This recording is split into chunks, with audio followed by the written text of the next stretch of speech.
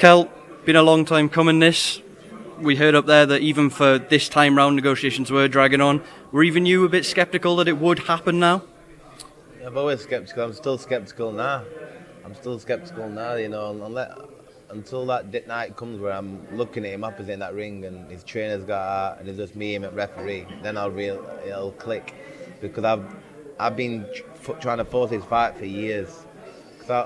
Just for the simple reason, just because he's giving no respect, the fans want it, so that I want to give the fans this fight, and it's something that I need for my career.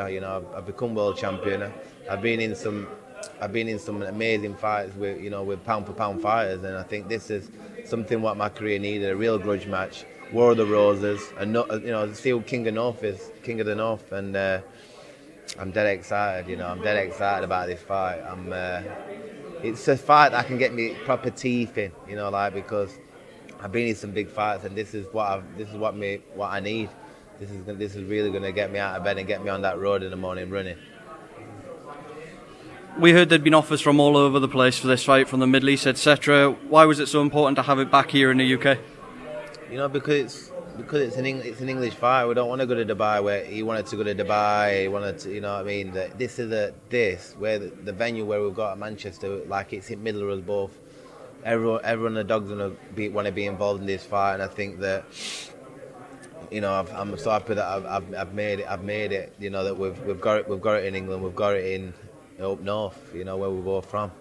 So I'm just excited. I'm just excited about this fight. Kell, I was speaking to George Groves before, who's of course been in many a big domestic fight like this, a mega fight, and he was saying it can be sometimes hard to manage those emotions when there's a bit of rivalry. How do you deal with that on the night? I think that I just take it as it comes. I know that what I've learned for 26 years in that gym will probably go through a window. When we get out there with the atmosphere and the road and the adrenaline, me looking at him with his gloves on, ready. I think we're going to meet in middle of the ring, and I think there's going to be fireworks straight away. I think it's going to, like I said, it's going to be like, a big scrap in a telephone booth. Basically, it's going to be all action from the bell. How would it compare winning this fight to? How does this fight compare to your Golovkins, your Spences, Crawfords? I think it's up there. I think it's definitely up there. I think that there's going to be a lot of attention in the build-up for this fight. A lot of people, because it's one of them where people really have got us 50-50. Some say me, some say him, and I think that's going to obviously build to be a big, exciting. Everyone's going to be talking about. Everyone's going to be excited to see who the winner is, and I'm just so excited that I've finally made it happen, and it's across the line, and I can concentrate now on Amir Khan turning up on the 19th of February and doing what I need to do in that fight. What do you make of what he said in the press conference, saying that he's dropping down levels to fight you? He's deluded. He gets these backslappers what are building him up, thinking that he's one day a boxer, next minute he's on television, celebrity style, and if that's what he's into, that's what he's into. But he never wanted this fight. He only took this fight because nobody wants to see him in America. He's blagged everyone for all this time, and this is the fight that he's been backed at corner where he has to take this fight. There's no other fight, money wise and exciting wise, as me and him, which should have happened many months ago. But we've finally got it done now, and the world's going to see me and him lock horns 19th of February. Kell, does he irritate you? It does irritate me. It does irritate me. He's giving no respect. He's giving no respect for many years. He's always, at one stage he didn't even know what my name was, which he did know. It's something about him what just goes through me. I'm real. I'm a real kid. And I just can't wait to just get my hands on him. Basically, I can't wait to just chuck some bombs at him, chocolate brownies. You've had some major injuries over the past couple of years, especially orbital cheekbones. What reassurances can you give to the fans and people that are going to be watching this fight that you're durable, you're going to be able to last that fight, and it's going to be entertaining whilst it lasts? Of course it is. I've had X-rays. I don't even think about my eyes. It's stronger than they would have been.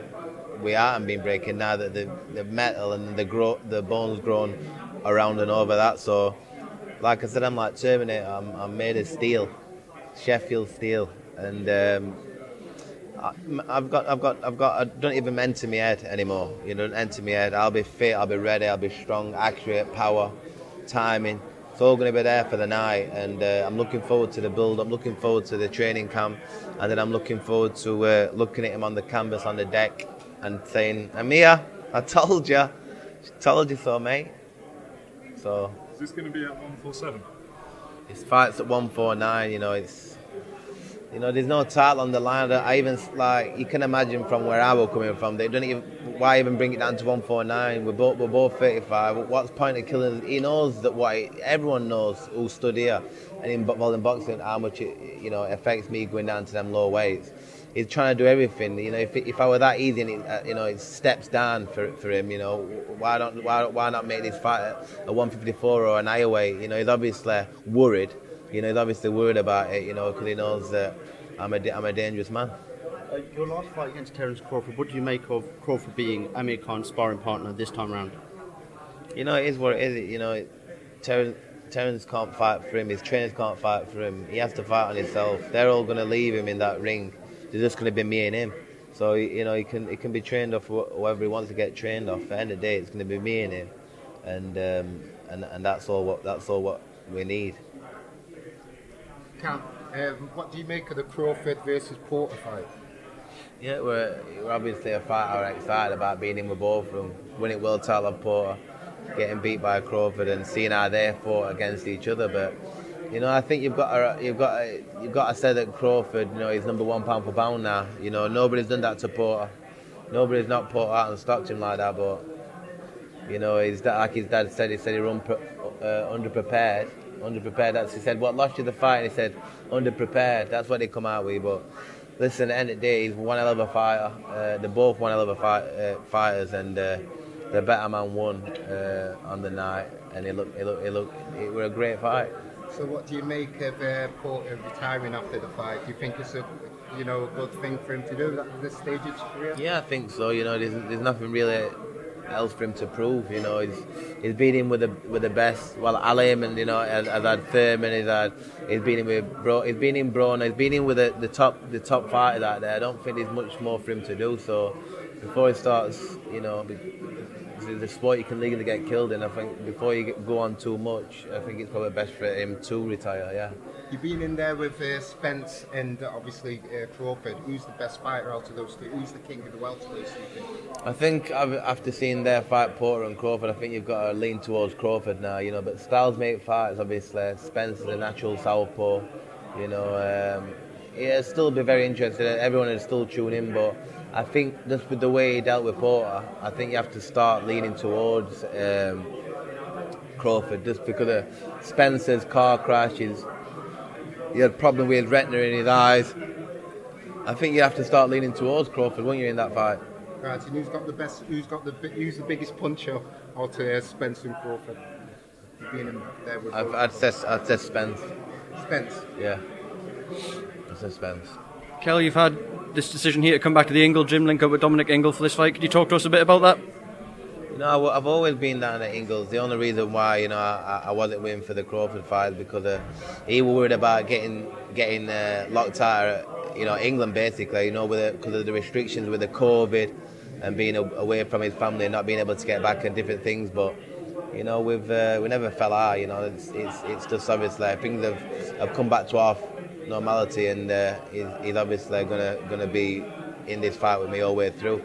Because like I said, he's had me since I was a little puppy, a 9-year-old, and this fight means a lot, means everything to him as well. Because wherever he goes, he gets asked the same question: when's Brook fighting Khan? So now we've got the fight, and we're both going to enjoy this training camp and doing the job on our friend Amir. What do you remember from the sparring sessions you were talking about in the press conference? Sorry? What do you remember from the sparring sessions between you and Khan? I can remember him being absolutely very fast for the first round. But obviously, this is the sport I do, and timing beats speed, and obviously getting into my rhythm. Don't get me wrong. With 15, the sparring had to come to a stop. Because the coaches, could see that in Eagle, could see that his competitiveness and how eager we were. But like I said, he said that he schooled me. I've never been schooled ever in my entire life. And but I know he knows, and I know what happened in that spar. He knows what we're happening after a minute and a half through the first round, and then from then on, it rolled me.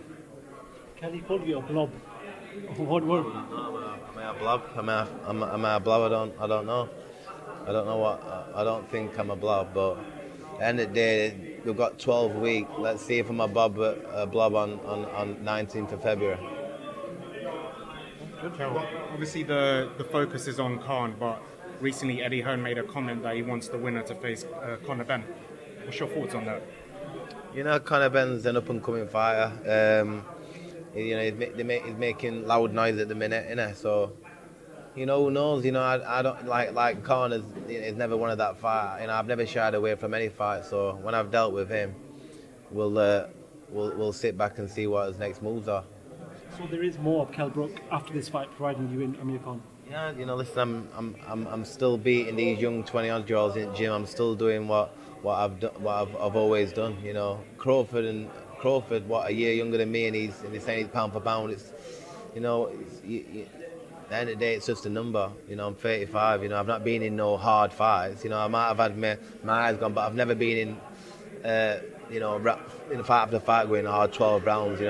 I've not really got a mark on me, really. So I've not been through hell, in fights. How much of a testament is it to you guys, that the older generation, that these fights are still pay-per-views, massive hype behind this fight? When you look at the current generation, we're struggling to find that one fighter who possibly is that big pay-per-view star, someone who can go to America and headline. How much of a testament is it to that generation of yourself and Amir's and Joshua's and everything else? It is, I just like to, I hope I'm up there, I will lead the way, and the younger fighters, see what we've done, see how we've done it, and obviously try and imitate what we do. This fight's a big pay-per-view fight, with two massive names in the sport. I think outside AJ Fury, you can't really deny this fight is the biggest fight out there in British boxing, and we finally got it, and I'm just real excited. It's gonna be fireworks. Honestly, we know there's gonna be fireworks and a lot of motion. There's gonna be a lot of everything involved in this fight. So I just can't wait to get in there and to give the fans what they've been wanting for years. Good. Yeah. Thank you, Kell. Kell Brook, thank you very much.